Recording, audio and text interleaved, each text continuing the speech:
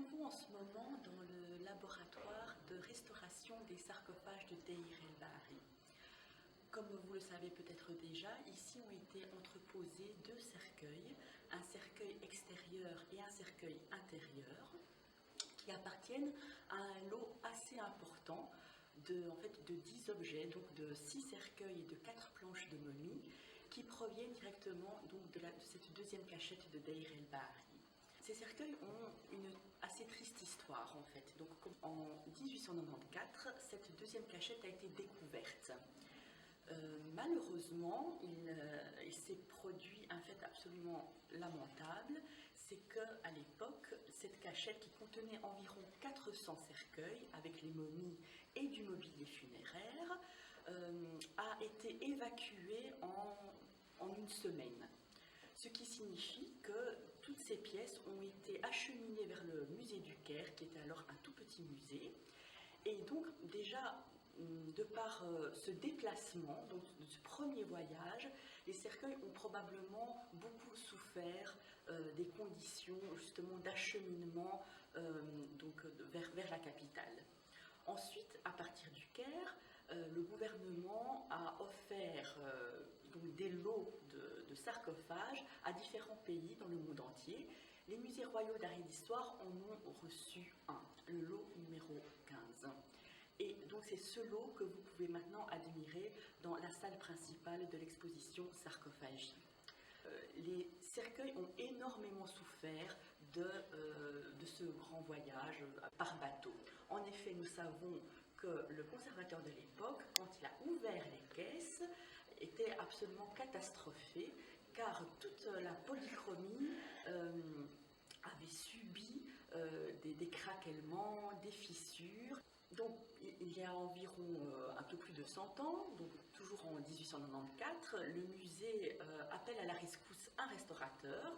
Nous saurons plus tard que ce monsieur s'appelait Monsieur Bonne, qui vient traiter donc ce lot de sarcophages. Ces restaurations, qui ont duré plus d'un siècle, étaient à l'époque des restaurations tout à fait dans l'air du temps. Donc, 100 années plus tard, ces restaurations ne sont plus du tout d'actualité. Et c'est le pourquoi nous avons invité donc l'Istituto Europeo del Restauro pour traiter à nouveau ces pièces. Pourquoi les traitons-nous? Eh bien, premièrement, parce que donc, en 100 ans, les pièces ont encore souffert de leur exposition au musée, ils ont souffert de la lumière, ils ont souffert des conditions atmosphériques qui n'étaient pas toujours idéales ici au musée. Et il faut aussi dire que les restaurations de Monsieur Bonne ont commencé à abîmer les pièces. Nous parlons surtout des bouchages que M. Bonne a fait sur ces pièces, donc des bouchages en mastic, donc à base de plâtre, et qui ont commencé déjà depuis plusieurs années à craqueler et à abîmer la structure même des cercueils. En effet, comme vous le savez peut-être, ces cercueils sont en bois, et le bois est une matière hygroscopique, ce qui veut dire que c'est une matière qui est vivante et qui est très très sensible aux conditions atmosphériques. Surtout, il est très sensible à l'humidité. Ça veut dire que le bois est un matériau qui bouge, qui absorbe l'humidité, le plâtre également, donc tout ça gonfle. Et le plâtre, en gonflant, peut créer des tensions et peut effectivement abîmer la structure du bois. Il faut aussi dire que M. Bonne, dans sa grande générosité à appliquer ses plâtres et ses mastiques dans les fissures des cercueils, a été très très très généreux dans l'application du plâtre et également très très généreux dans l'application des fausses peintures. Donc, pourquoi, dès lors, faut-il absolument traiter ces pièces et enlever ces anciennes restaurations? Donc, comme je viens de le dire, premièrement parce que ce sont des matériaux très anciens et qui sont en train d'abîmer les originaux. Et en ce qui concerne les peintures que M. Bonne a ajoutées, c'est parce qu'en fait, foncièrement, il a inventé énormément de signes et de hiéroglyphes qui en fait n'existent pas. Ce qui donne un message absolument faux au public, et faux même pour les scientifiques, car en fait ces sarcophages sont recouverts de signes qui en fait n'existent pas et qui ne veulent absolument rien dire.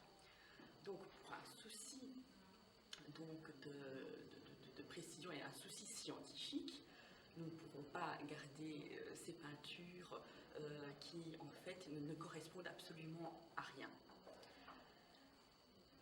Mais comment est-ce que nous devons appréhender ce genre de restauration? Alors en fait, il faut savoir qu'avant d'entamer une quelconque restauration, il faut avoir un cadre très précis de l'état de conservation des pièces. Ce qui veut dire qu'avant même de pouvoir toucher aux pièces et de pouvoir enlever quoi que ce soit, il faut faire toute une batterie d'examens qui vont nous aider à comprendre comment la pièce a été construite, comment est-ce qu'elle est structurée, et à nous faire comprendre quelles sont les différentes stratigraphies. Pour faire tout cela, nous allons nous faire aider par exemple, des radiographies. Les radiographies vont nous permettre de comprendre la structure interne des objets. Donc cela va nous raconter combien de planches ont été assemblées pour construire ces objets, si des clous ont été vissés, s'il y a des tenons qui tiennent les morceaux de bois ensemble, quelles sont les parties plus récentes, quelles sont les parties d'origine. La radiographie va nous aider à comprendre la structure même de l'objet.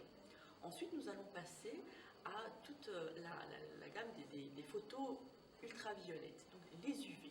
À quoi servent les UV? Les UV vont nous révéler tout ce qui est intéressant à savoir du point de vue de la surface de l'objet. C'est-à-dire, ça va nous révéler quelles sont les peintures qui sont modernes et quelles sont les polychromies qui sont anciennes. Nous allons ensuite faire les infrarouges. Les infrarouges, ce sont aussi des examens qui ressemblent aux UV, mais qui, eux, vont nous révéler ce qui se cache derrière les peintures. Donc nous sommes déjà sous un strate donc un peu plus loin que la surface, donc on va dire l'épiderme. Donc s'il y a des peintures cachées sous les peintures visibles, l'infrarouge va nous le révéler. Nous allons ensuite faire des prélèvements. Nous allons faire des examens XRF, donc qui vont nous permettre de savoir quels sont exactement les produits, quelle est la nature chimique des polychromies qui ont été utilisées lors de la décoration de ces cercueils. Nous allons faire des prélèvements pour savoir de quelle origine est le bois. Et voilà, et donc quand nous avons toute cette batterie d'informations à disposition, nous allons créer une cartographie. Sur cette cartographie, nous allons inscrire tout ce que nous savons à propos de ces objets. Où sont les polychromies anciennes, où sont les modernes, où se trouvent les fissures, où se trouvent les ajouts de bois, voilà, tout ce qui concerne l'objet. Et quand nous avons donc ce cadre général, alors nous nous posons la question, que faire? Gardons-nous ces restaurations anciennes? Est-ce qu'il faut les enlever? Si nous les enlevons, que mettrons-nous à la place? Comment allons-nous travailler? Voilà, donc ça ce sont toutes des questions que les restaurateurs, en accord avec le conservateur, donc le responsable des objets, vont devoir prendre comme décision. Il n'est pas toujours nécessaire d'enlever les anciennes restaurations. Dans ce cas précis, nous avons un couvercle de cercueil, un cercueil intérieur, et ici il a été choisi de ne pas enlever la restauration du visage. Ce visage en fait est complètement faux. Il reste peut-être quelques parties d'origine, sur l'oreille notamment, le cou, mais le visage en lui-même a été repeint. Nous choisissons de ne pas enlever ces peintures, car il est aussi très très intéressant de pouvoir garder un témoignage des restaurations anciennes. Cela fait partie de l'historisation des restaurations. Vous pouvez constater ici que donc nous allons soigner plutôt cette restauration ancienne. Et donc nous allons laisser ce témoignage en place, car grâce aux autres tests que nous avons faits, dont je vous ai parlé, nous sommes aperçus que de toute façon, sous ce visage, il n'y a plus aucune trace d'original. Donc en fait, il n'est pas intéressant du tout d'enlever quelque chose pour qu'il y ait un masque complètement invisible à la place. Là où nous avons choisi de ne pas garder les restaurations anciennes, nous avons en fait des découvertes très enthousiasmantes. Par exemple, à un moment donné, nous avons décidé de ne pas garder toute une couche de plâtre que le restaurateur du 19e avait appliqué sur toute cette surface. En enlevant donc ces strates de plâtre et de mastic modernes, voilà, le restaurateur a pu avoir l'occasion d'extraire cette enveloppe qui avait été cachée par M. Bonn, donc le premier restaurateur, en guise de témoignage de son œuvre. Et donc, en retournant l'enveloppe, voilà, M. Bonn nous a laissé un message qui dit « J'ai restauré ce sarcophage ainsi que 6 autres, moi, Armand Bonn, de Paris, le 19 avril 1896. » Ce magnifique projet de restauration, en fait, nous a été proposé par M. Teodoro Auricchio. M. Teodoro Auricchio, en fait, est le directeur de l'Istituto Europeo del Restauro, qui a son siège à Ischia, en Italie, et donc il dirige une école de spécialisation en restauration. M. Auricchio étant très spécialisé donc, dans la restauration des bois et des polychromies sur bois, et notamment dans le secteur de l'archéologie, ce projet nous a semblé absolument fabuleux. Et c'était très intéressant parce que M. Auricchio est habitué en fait, à travailler toujours en public. Donc ce n'est pas sa première campagne de restauration en public.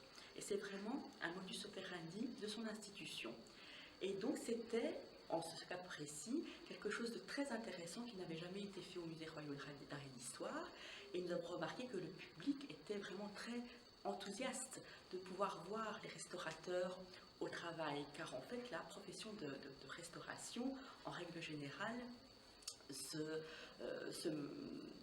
déroule dans des ateliers, mais qui ne sont pas accessibles au public. Donc ce sont des métiers qui sont toujours un peu comme ça empreints de mystère. Et là, nous trouvions que c'était absolument intéressant de faire voir au public ce qui se passe en restauration et qu'ils puissent effectivement non seulement le voir, mais être vraiment partie prenante et de pouvoir poser des questions à M. Auricchio et à son équipe, et donc d'être vraiment partie prenante de ce projet.